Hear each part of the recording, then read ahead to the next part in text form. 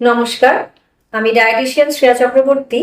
আজকে বলবো তাড়াতাড়ি খেলে কি কি সমস্যা হতে পারে। তাড়াতাড়ি আজকাল জীবনে সবাই তাড়াতাড়ির মধ্যে আছেন, কিন্তু তাড়াতাড়ি খেলে যেটা হতে পারে ইনডাইজেশন, মানে হজম হতে চায় না খাবার।